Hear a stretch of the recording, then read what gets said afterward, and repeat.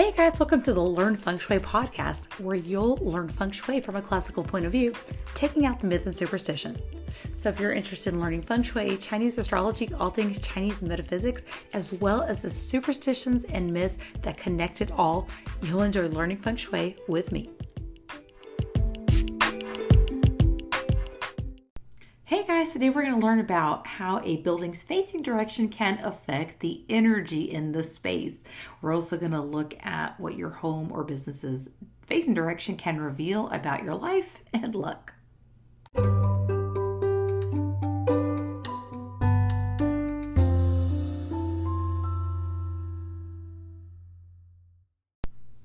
Although it's not necessarily a part of all schools of Feng Shui, in classical Feng Shui, one of the most important things, the first measurements we're going to take a look at, is the way your home is oriented, the way a building's oriented in the land. So we're going to look at whether it faces north, south, east, or west, or one of those inner cardinal directions. And this is actually going to tell us a lot about what kind of energy you're receiving into your space. So even before we take out any sort of low pan and look at any of these very complicated measurements, just taking a general look at the direction, the geographic direction that your building faces can actually tell you a lot about the kind of energy you're receiving without having to do all that extra stuff. So for this, you'll only have to know if looking out your front door, towards the street, towards the front yard, which direction does your home face? So you can very easily take a little compass out. You can even do it on your phone and just kind of loosely stand a couple steps in front of your door, and you can see which direction the door is facing.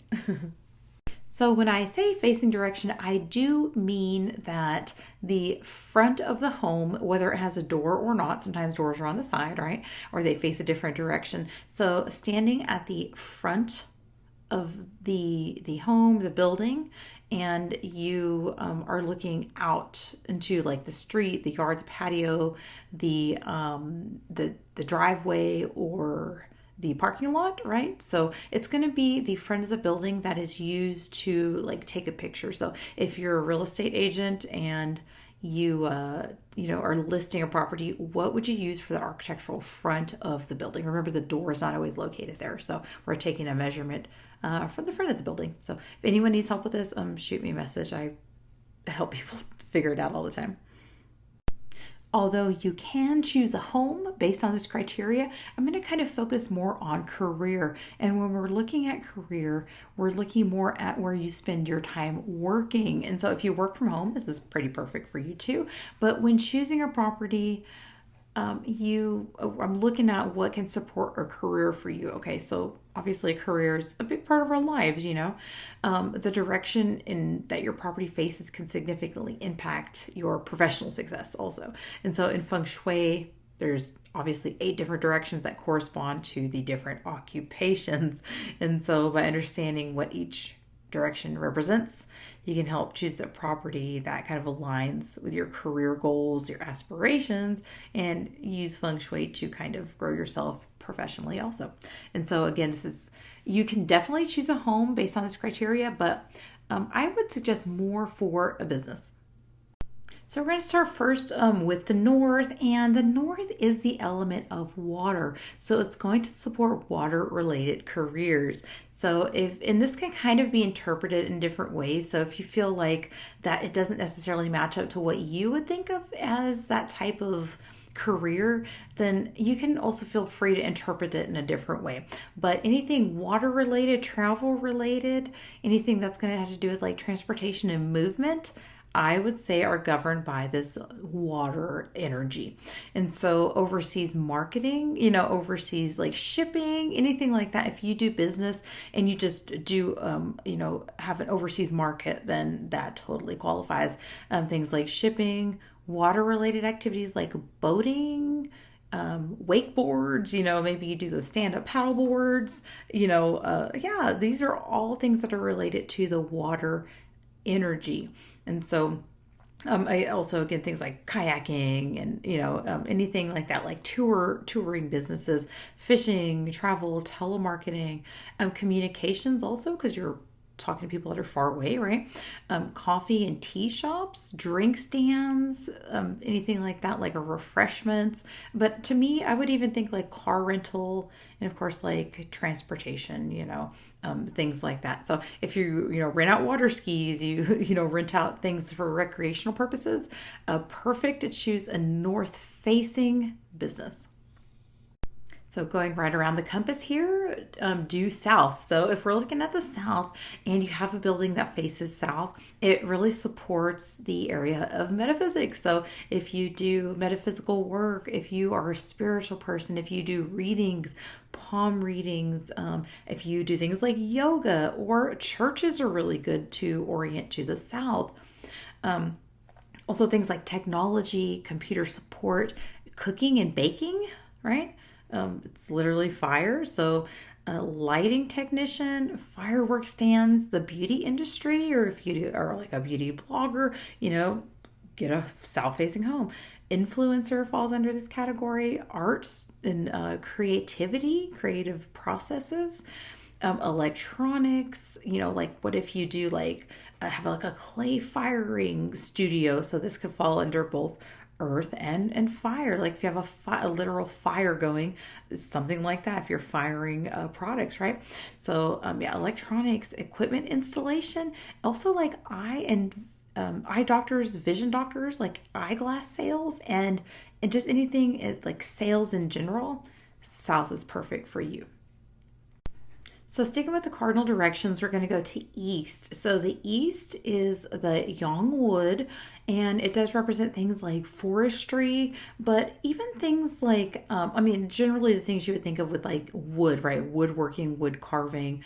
And, but the thing maybe you might not think about would be, sports. So the East does represent like the sportsman. So if we're kind of getting into it a little deeper and we look at things like flying stars, and the number 3 flying star that is associated with the East is generally associated with arguments or fighting, but in a positive light, this can be used for like sportsmanship or somebody that has like a high risk job. So if you have a business where you're taking people into, really risky things like base jumping, bungee jumping and stuff like that. This would definitely fall under that category. You can get an east facing door, east facing building, and really take advantage of that energy. Sports studios, karate, but even like clothing manufacturing, and like dance studios. Remember the wood represents the legs, so anything like with like dancing and stuff like that, and of course sporting equipment and sports related apparel would be perfect for a east facing building. So the West is kind of a fun one. So the West, it represents that yin metal, and that yin metal is all about attention. And so things like networking, being very social, communication, anything that lets you like show off and showcase skill, especially like acting, singing, public speaking, music studios, is really good for a west facing building. But also things like bars and liquor stores, but anything that's like maybe you have a bingo hall, like gambling and activities that are kind of considered, a little risky, right? Clubs, a recording studio, or even a pawn shop do amazing facing west. So just kind of funny story. There's a strip mall right down the street from me, and all of the businesses in that building face west. There's a pawn shop and a bar just right there, and a liquor store. There's a liquor store on the corner of that strip mall. And so, they have been in business, and their business is booming. On another note, I kind of advised my husband's friend one day, right? He was thinking about opening up another liquor store. They already had a liquor store, and it was already facing west. And so I made the comment to my husband one day. I was like, man, he really has a perfect setup, right? Perfect setup facing west.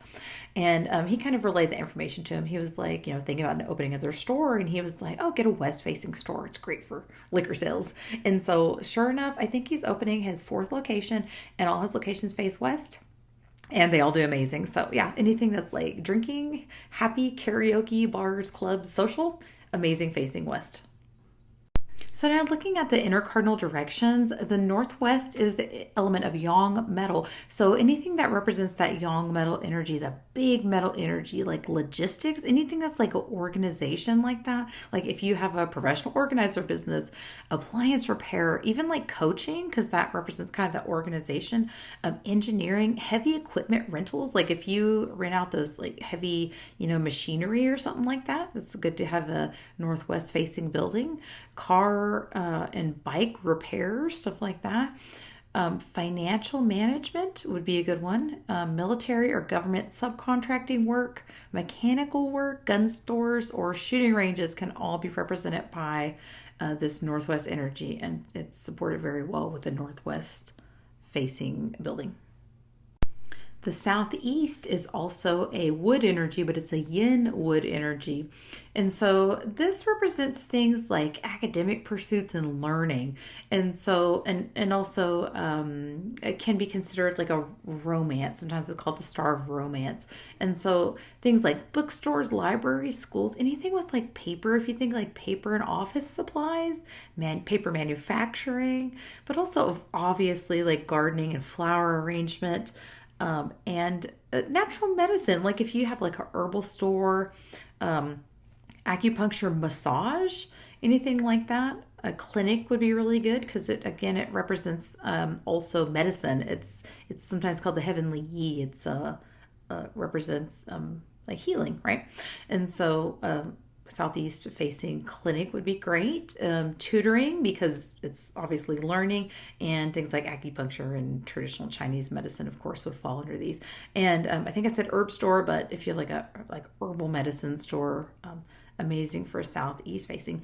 Also, if you have like a dating service or you provide like matchmaking or something like that, I mean, I don't know, I think people still do that, right? I would think that this would also be a good location for you to find an office that is southeast facing. So northeast, let's get around to the earth areas of our home. So northeast, if you select this location for a home, it's a little more challenging than having a business in this location, only because the northeast is what is considered to be, if you have a home facing this way, it's considered to be what's called a ghost door. And so sometimes it can literally mean that you see ghosts or there's, you feel like a spirit or presence in your home. But generally, it just kind of means that maybe you are one that prays every day.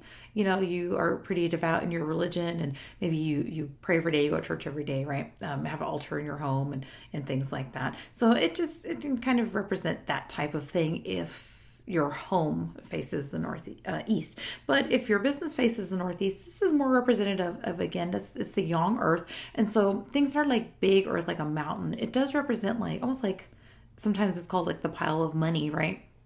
The yang earth is supposed to be like a very like hardworking, if you work on contracts, contract work, and you need to generate more contracts,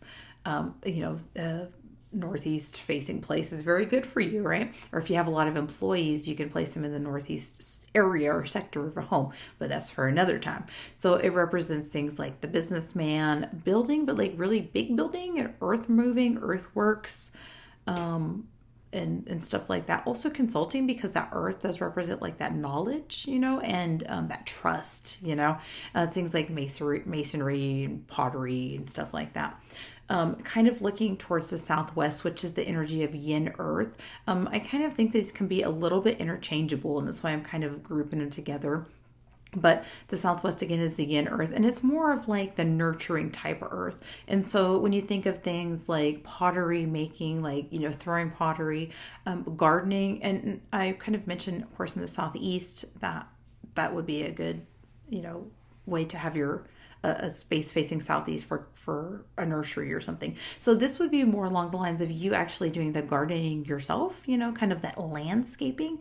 The yin earth does also represent real estate, property, and assets. So it can be a pretty productive if you're into like accumulating assets and stuff like that, or if you have rental properties. So it could be a good to have a west facing office building for that purpose, property management, stuff like that. A little more grimly, funeral homes and cremation services can also be grouped into the area of southwest facing buildings, because yes, to from dust we come, from dust we'll return, right?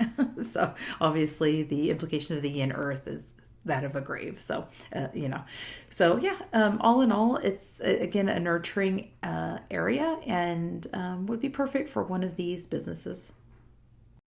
So, although we talked about looking at the direction your space faces, I do think also, again, we talked about that intuitiveness, using your intuitiveness to pick a property and just kind of knowing whether or not it's right for you.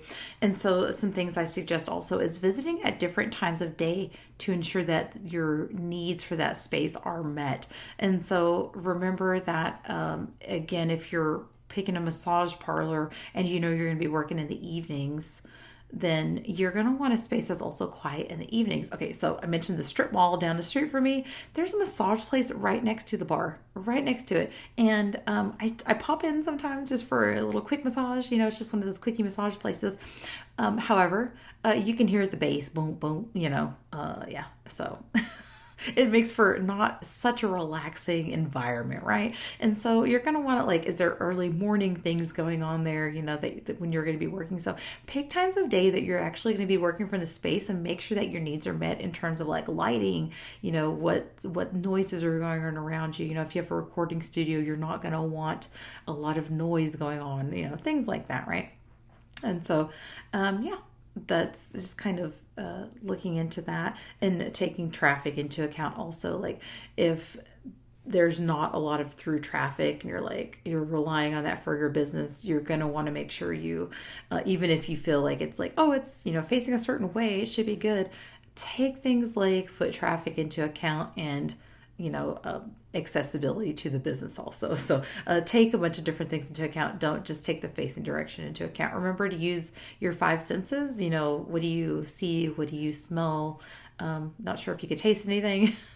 What do you feel in that space, right? What do you hear? So we're going to take those five senses into account and make sure it's the perfect space for you also. We'll take a quick sponsor break and we'll be right back with traditional Chinese medicine tips for a healthy transition into summer and the summer season according to traditional Chinese medicine.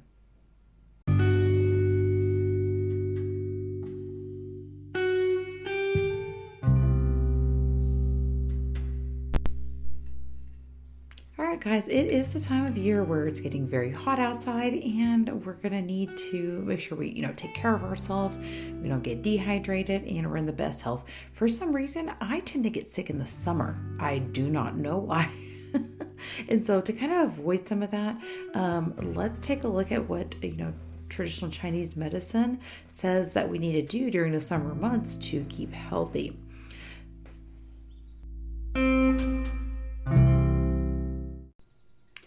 First, from southboroughacupuncture.com, the summer season according to traditional Chinese medicine. So it is yang in nature.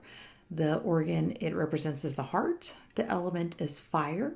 The flavor is bitter. The emotion is joy. And the color is red. So it does say here that the sun is out and the days are long and hot and summer is officially here. In traditional Chinese medicine, we live with the seasons and change with the seasons. Summer is the most yang season, which represents outward energy, expansion, movement, and activity. This is the time to use the energy we have been storing all winter and play. The organ that corresponds with the summer is the heart and the element is fire. In the summer, we should wake up early and can stay up late, having a rest midday if needed. The body's chi and energy are at their peaks this time of year, and it is our chance to get things done that we've been planning all winter and spring. Activity and exercise are important at this time to keep the pores open and the chi flowing smoothly in the body. A bitter taste is associated with the heart, and bitter flavors drain and clear excessive heat and fire out of the body. In TCM, or traditional Chinese medicine, all food has a temperature. So cooling foods are important this time of year due to the summer heat, and they nourish yin and generate body fluids, reduce toxins, and keep a body cool by clearing the heat. This is the perfect time and the only time we recommend incorporating raw or cold foods into the diet.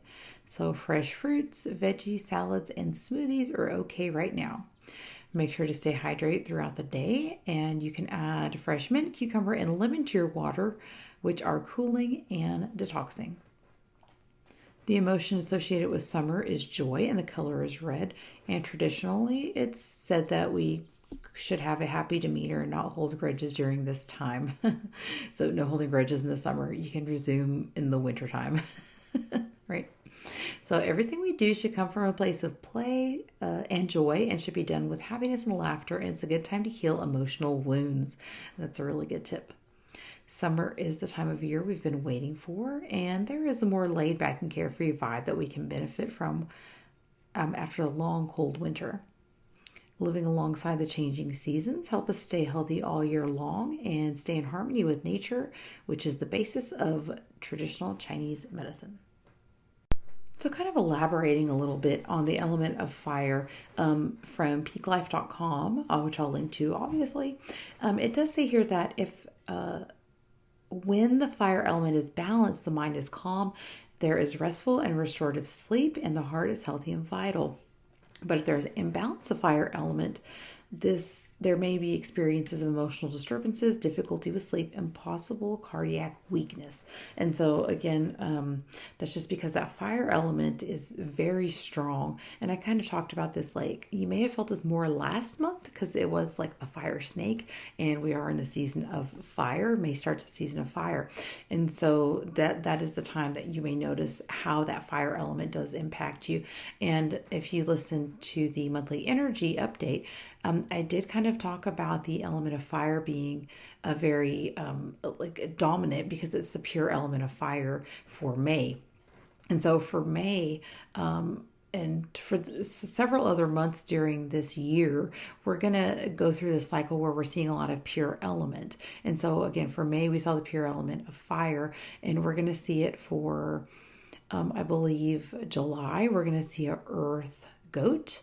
So that is pure earth. And then for like August, September, we're going to see the pure element of metal. And then I think in like November, December, we see again the element of pure water. So we're going to see a lot of pure element this year in the, just in the months that we're experiencing. And so we're going to really be able to see how our energy reacts to certain elements. So if you've had a crazy like month of May, or if you've had any health issues, you need to be careful of the element of fire. And so when you see the element of fire, or you see that the summer is coming up because it's dominated by fire, that might mean that that's the time of year where you have more health issues. And I mentioned that I do have health issues. I actually know why I have health issues during the summertime.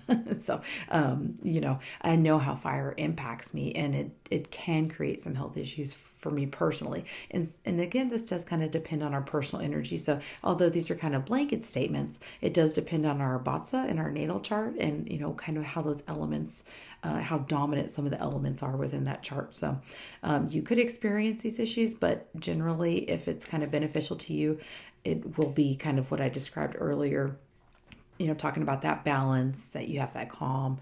You maybe feel more energized, and you might even feel like more creative, and feel more like inspired, because that's what the element of fire does. And the other side, you might feel like you do have maybe temperamental issues, difficulty sleeping, and then issues with the heart, like it talked about, and even eyesight. Eyesight can be affected too. So from the other article, it did talk about foods that we want to eat, which I'll kind of go back to in a minute, because there's a list on there. And again, it's linked if you want to kind of read these for yourself, to kind of go through more thoroughly. But here it does talk about foods we want to limit. And so during the hot months, restrict your intake of heavy, greasy, and fried foods, as well as excessive alcohol, which I hate, because I love a good margarita after I do my yard work or sitting in the pool, right? So these types of food preparations can add more heat to your system, leading to the imbalance. And so, yeah, again, for me personally, I know I actually do have to limit alcohol during this time of year. And so for those who have particular sensitive to heat, it may be helpful to reduce the amount of spicy foods also. And again, it kind of talks about that mint and watermelon that kind of helps cool down your body. So that, again, we'll go through the foods in just a second that do help to cool. So, cooling foods that you can eat during the summer months. Obviously, we love watermelon during the summer months. Apricots, cantaloupes, like those melons, right? Lemons, peaches, oranges, strawberries, tomatoes, asparagus, sprouts, bamboo and bok choy, broccoli, Chinese cabbage, corn, cucumbers, white mushroom, snow peas, spinach, summer squash, watercress, seaweed, mung beans, it says. I don't know if that's supposed to say mung beans or if mung beans is a thing. I don't know. Cilantro, mint, dill, and seafood and fish are better to eat during the summer months. It is also recommended that you do like cardio exercise during the summer months. So I guess it's to kind of exercise the heart and kind of balance that out since it does represent the heart. And of course, staying hydrated. Make sure you do stay hydrated, drink water and, something with electrolytes in it to help yourself like cool down. And I think coconut water is supposed to be cooling. I have heard that with like traditional Chinese medicine, you're supposed to take that if you have a fever or take it to prevent a fever. And so that's supposed to be working too. Here it does say there's some tea recommendations also, and says that you can do like green teas, white teas, and mint teas, or flower teas like chrysanthemum and honeysuckle, which are some of my favorite teas, especially if you get them in the milk teas or like the boba teas. Those are super yummy. So here I think it's summed up perfectly when it says summer is a time when the energy in the environment and within us is abundant. Like the hot and expansive nature of heat, we can tune into the shift and align ourselves with the momentum and fullness and live in the full expression of the season. All right, guys, I hope you have an excellent weekend. I'll catch you guys next week. Hope you enjoyed the episode today. Don't forget to, contact me if you have any questions. If you listen on Spotify, don't forget there is a little Q&A below. If you want to ask me any questions that can be featured on the show, I'd be happy to address those in a Q&A episode that I have, want to put together. And so, yeah, feel free to submit that and then follow me. Just click the links on the link tree. I'm mostly active on Instagram and Facebook, and then I have a Facebook group that seems to be a little more interactive because it's just seen a little easier. So if you're, like me and you use Facebook a lot, then join the group. That's linked below also. So yeah, don't forget to check out all the links and let me know if you have any questions. I'll catch you guys next week.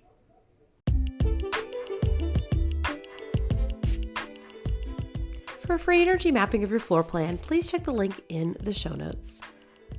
To support today's podcast, go to learnfengshui.com, sign up for emails, leave a review, and share with your family and friends.